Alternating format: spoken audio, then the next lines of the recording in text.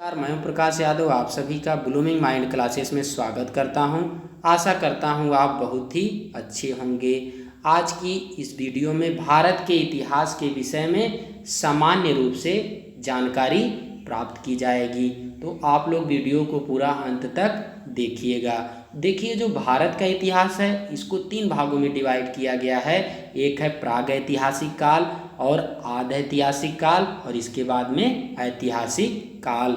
अब बात करते हैं, सबकी अलग अलग चर्चा की जाएगी। तो जो प्राग ऐतिहासिक काल है इसको 3 भागों में डिवाइड किया गया है। एक पूरा पाषाण काल, इसकी जो अवधि है अज्ञात काल से लेकर 8000 बीसी। बीसी का मतलब होता है बिफोर द क्रस्ट। इसको कहा जाता, लिखा जाता ईसा पूर्व। तो ईसा के जन्म से पूर्व जो होता है उसे बीसी कहा जाता है। और इसके बाद में आता है मध्य पाषाण काल आता है। तो ये जो मध्य पाषाण काल है इसका समय अवधि है 8000 से लेकर 4000 बीसी होता है। और जो नव पाषाण काल है इसका जो अवधि है 4000 से लेकर 2500 बीसी। देखिए, जो पूरा पाषाण काल है इसमें मानव ने पहिए की खोज की थी, और जो मध्य पाषाण काल है इसमें मानव ने आग की खोज की थी, और जो नव पाषाण काल है इसमें मानव घर बनाकर रहने लगता है। अब बात करते हैं आदि ऐतिहासिक काल की। तो ये जो आदि ऐतिहासिक काल है इसको 2 भागों में डिवाइड करके पढ़ा जाता है। एक है सिंधु घाटी सभ्यता। देखिए, जो सिंधु घाटी सभ्यता है इसके ऊपर भी एक वीडियो बनेगा, इसमें केवल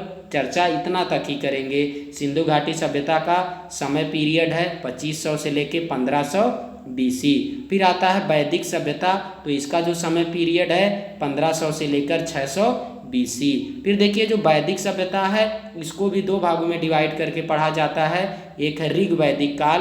तो जो ऋग वैदिक काल है 1500 से लेके 1000 बीसी तक है, और जो उत्तर वैदिक काल है ये 1000 से लेकर 600 बीसी तक है। अब बात करते हैं ऐतिहासिक काल की। तो ऐतिहासिक काल को 3 भागों में डिवाइड किया गया है। पहला है प्राचीन भारत का इतिहास। तो जो प्राचीन भारत का इतिहास है इसके अंतर्गत हम लोग जो भी पढ़ेंगे उसका आपका 600 बीसी से लेके उसका समय पीरियड रहेगा 712 एडी तक रहेगा। एडी आ जाता है यहाँ पे, तो एडी का मतलब होता है आपका ईस्वी। एडी का मतलब हो जाएगा ईस्वी हो जाता है, ऐसे लिखा रहता है। अब बात करते हैं जो मध्यकालीन भारत का इतिहास। तो इसका जो समय पीरियड है इसमें है 712 से लेके 1707 एडी तक होता है। देखिए, जो प्राचीन भारत का इतिहास है इसमें हम लोग गुप्त वंश, मौर्य वंश इत्यादि जो प्रमुख वंश हैं इनके विषय में चर्चा की जाएगी। और बात करते हैं मध्यकालीन जो भारत का इतिहास है इसमें आपका जो अरब लोग भारत पर आक्रमण करते हैं, और इसके बाद में मुगल आक्रमण करते हैं, अंग्रेज भी आते हैं, तो इनकी भी चर्चा की जाएगी। मतलब जो मध्यकालीन भारत है इसके अंत तक, मतलब अंग्रेज इसके बीच में आते हैं, लेकिन अंत होते होते अंग्रेज का वर्चस्व बढ़ता जाता है। और जैसे ही आधुनिक भारत का इतिहास आता है उसमें अंग्रेजों का वर्चस्व बहुत ज़्यादा बढ़ जाता है। तो जो आधुनिक भारत का इतिहास है इसका जो समय अवधि है 1707 से लेके 15 अगस्त 1947 एडी। एडी का मतलब ईस्वी हो जाएगा। तो इतना आपको समझ में आया होगा। अब देखिए, बात करते हैं इतिहास के पितामह। तो इतिहास के पितामह हेरोडोटस को कहा जाता है। इतिहास के पितामह जो हैं हेरोडोटस हैं। इनकी पुस्तक है हिस्टोरिका। और यदि आपसे पूछा जाता है भूगोल के पितामह कौन है, तो भूगोल के पितामह है हिकेटियस, जिनकी पुस्तक का नाम है जसपीरिओडस है। फिर देखिए, बात करते हैं प्राग ऐतिहासिक काल। तो जो प्राग ऐतिहासिक काल है इसको पाषाण काल भी कहा जाता है। इसको इंग्लिश में बोला जाता है प्री हिस्ट्री पीरियड। तो इसमें क्या है, प्राग ऐतिहासिक काल की परिभाषा होती है जिस काल में कोई लिखित साक्ष्य उपलब्ध नहीं था उसको कहा जाता है प्राग ऐतिहासिक काल। इसमें औजार इत्यादि उपलब्ध थे, लेकिन लोगों को लिपि व अक्षर का ज्ञान नहीं था। लिपि का मतलब होता है किसी भाषा को लिखने की जो पद्धति होती है उसी को लिपि कहा जाता है। जैसे जो हिंदी भाषा है उसकी जो लिपि है देवनागरी लिपि है, और पंजाबी जो भाषा है उसकी लिपि है गुरुमुखी लिपि होती है, और जो अंग्रेजी भाषा है उसकी लिपि होती है रोमन लिपि होती है। फिर देखिए बात करते हैं आदि ऐतिहासिक काल। आदि ऐतिहासिक काल को कहा जाता है प्रोटो हिस्ट्री पीरियड। तो इसके अंतर्गत अब लोगों को मतलब थोड़ा ज्ञान हो गया, लिपि व अक्षर का ज्ञान था, लेकिन उन्हें पढ़ने का ज्ञान नहीं था। तो इस आदि ऐतिहासिक काल में लिखित साक्ष्य है, लेकिन उसे आज भी नहीं पढ़ा जा सकता है। साक्ष्य था, लिखित साक्ष्य इसका मिला है आदि ऐतिहासिक काल का, क्योंकि आदि ऐतिहासिक काल जो है इसी के अंतर्गत आती है सिंधु घाटी की सभ्यता और वैदिक सभ्यता भी आती है। और इसके बाद में बात करते हैं ऐतिहासिक काल। तो ऐतिहासिक काल इतिहास का वह काल जिसमें लिखित साक्ष्य है और उसे पढ़ा भी जा सकता है। तो इतना आपको समझ में आ गया होगा। फिर देखिए बात करते हैं भारतीय पुरातात्विक विभाग के जनक सर अलेक्जेंडर कनिंघम को कहा जाता है। इन्होंने ही भारतीय पुरातात्विक विभाग की स्थापना की थी, जिसको कहा जाता है ASI।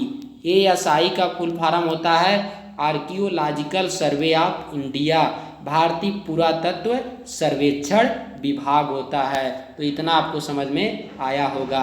अब देखिए बात करते हैं हम लोग यहाँ पे BC, जो पहले हम BC के विषय में बताया था। BC का मतलब होता है ईसा पूर्व, जिसे ईपू करके लिखा जाता है। तो BC का मतलब होता है बिफोर क्रस्ट, ईसा के जन्म के पूर्व, इसे कहा जाता है ईसा पूर्व। लेकिन अब मतलब आधुनिक रूप से इसको कहा जाता है बिफोर कॉमन इरा। बिफोर कॉमन इरा कहा जाता है, मतलब इस समय जो प्रचलन में चल रहा है इसको BCE बोला जाता है, बिफोर कॉमन इरा कहा जाता है। फिर बात करते हैं AD का फुल फॉर्म होता है एनो डोमिनी। एनो डोमिनी का मतलब होता है ईसा के जन्म वर्ष से। तो ईसा के जन्म वर्ष से जो होता है उसे कहा जाता है AD। जैसे देख लीजिए यहाँ पे मैं लिख दिया ईसा का जन्म, यहाँ पे ईसा का जन्म होता है, तो इससे पहले जो रहेगा, जैसे मैं 5 लिख दिया तो इसको 5 ईसा पूर्व लिखा जाएगा, और इसके बाद में इधर राइट साइड में यदि लिख देता हूँ तो इसे 5 ईस्वी लिखा जाएगा, मतलब इसको 5 AD लिखा जाएगा और इसको 5 BC लिखा जाएगा। इतना आपको समझ में आ रहा होगा। फिर देखिए लोग कभी कभी बात करते हैं कि मेरे शादी का जो सिल्वर जुबली है इस बार, या मेरा जो कोचिंग है उसका इस बार सिल्वर जुबली मनाया जाता है, या आपका गोल्डन जुबली मनाया जाता है। तो कभी कभी क्या है, कुछ लोगों को पता रहता है लेकिन कुछ लोगों को पता नहीं रहता है। तो देखिए इसमें बात करते हैं दशक। दशक का मतलब होता है 10 वर्ष, सिल्वर जुबली का मतलब होता है 25 वर्ष, और इसके बाद में गोल्डन जुबली का मतलब होता है 50 वर्ष, प्लेटिनम जुबली 75 वर्ष, सदी या शताब्दी 100 वर्ष को सदी या शताब्दी कहा जाता है, और 1000 वर्ष को सहस्त्राब्दी या मिलेनियम कहा जाता है। इतना आपको समझ में आ गया होगा। देखिए आप लोग नोट पॉइंट करते जाइएगा। और इसके बाद में बात करते हैं विक्रम संवत। तो जो विक्रम संवत है 57 BC, 57 ईसा पूर्व को कहा जाता है विक्रम संवत, और इसकी स्थापना उज्जैन राजा विक्रमादित्य द्वारा की गई थी। विक्रम संवत की स्थापना उज्जैन राजा विक्रमादित्य द्वारा की गई थी, जिन्हें न्याय का राजा भी कहा जाता था या कहा जाता है भी। उनका जो टीला था उस पे मतलब एक कक्षा 10 में इन्हीं के ऊपर एक इंग्लिश में एक पूरा चैप्टर है, उसमें मतलब एक चरवाहा रहता है, जब जाके राजा विक्रमादित्य के टीले पे बैठता है तो असाधारण हो जाता है, और इसके बाद में लोगों का अच्छी तरीके से न्याय करता है, कभी भी वो मतलब गलत न्याय नहीं किया। और इसके बाद में बात करते हैं शक संवत। तो शक संवत 78 AD 78 ईस्वी को कहा जाता है शक संवत। इसकी शुरुआत कुषाण राजा कनिष्क के द्वारा की गई, और इसके बाद में इसे 22 मार्च 1957 में भारत सरकार द्वारा राष्ट्रीय संवत घोषित किया गया। यदि आपसे पूछा जाता है कौन सा संवत राष्ट्रीय संवत है, तो शक संवत जो 78 AD है, 78 ईस्वी है, इसको कहा जाता है राष्ट्रीय संवत कहा जाता है। फिर बात करते हैं ईस्वी से विक्रम संवत में परिवर्तन। तो इसमें देखिए थोड़ा सा कन्फ्यूजन होता रहता है। तो ईस्वी से विक्रम संवत में परिवर्तन करने के लिए इस समय चल रहा है, देखिए 2021 चल रहा है, तो मैं इसी को लिया हूँ। तो 2021 AD चल रहा है। अगर इसमें 57 वर्ष जोड़ देते हैं तो आपका जो आएगा वो आपका विक्रम संवत में परिवर्तित हो जाएगा। तो जब 2021 में 57 जोड़ेंगे तो 2078 आएगा, तो आपका विक्रम संवत में परिवर्तित हो जाएगा। इसके बाद में यदि आपका विक्रम संवत से यदि ईस्वी में जाना है तो यहाँ पे क्या करिएगा, इसको घटा दीजिएगा। कोई भी दिया रहेगा, यदि 2021 को यदि विक्रम संवत में कन्वर्ट करना, मान लीजिए 2021 यदि दिया रहता, 2021 विक्रम संवत यदि है, तो इसको यदि आपका ईस्वी में कन्वर्ट करना है तो इसमें क्या करेंगे, आप 57 घटा देंगे तो आप ईस्वी में चले जाएंगे। और इसके बाद में देखिए बात करते हैं ईस्वी से शक संवत में परिवर्तन। तो इसमें क्या होता है, यदि ईस्वी दिया रहता है तो शक संवत जो 78 AD होता है उसको घटा दिया जाता है, तो आ जाएगा 1933 शक संवत आ जाएगा। फिर देखिए बात करते हैं गुप्त संवत। तो 319 AD से गुप्त संवत की शुरुआत होती है और इसके बाद में इसके जो संस्थापक होते हैं चंद्रगुप्त प्रथम, जो गुप्त वंश के शासक थे। और हिजरी संवत 622 AD से शुरू हुआ कहा जाता है। इसी समय 622 ईस्वी को ही हजरत मोहम्मद साहब मक्का से मदीना गए थे, तभी हिजरी संवत शुरू हुआ और मोहम्मद साहब के मक्का से मदीना जाने को कहा जाता है हिजरत कहा जाता है। तो इस तरीके से आपको पूरी तरीके से समझ में आया होगा। यहाँ देख लीजिए, अगर ईस्वी से विक्रम संवत में कन्वर्ट कर रहा है तो प्लस कर रहा है 57, और इसके बाद में ईस्वी से शक संवत में परिवर्तन करेगा तो आपका 78 क्या करेंगे, माइनस कर देंगे। तो इतना याद कर लीजिएगा, 57 जो BC होता है इसको विक्रम संवत कहा जाता है, और जो 78 AD होता है इसको शक संवत कहा जाता है। अब देखिए हम लोग आगे बात करते हैं दुनिया का पहला विश्वविद्यालय। यदि आपसे पूछा जाता है विश्व में दुनिया का पहला विश्वविद्यालय कौन सा है, तो वो भारत का जो नालंदा विश्वविद्यालय है वो दुनिया का पहला विश्वविद्यालय है। और नालंदा विश्वविद्यालय के संस्थापक कुमारगुप्त थे, जो गुप्त वंश के शासक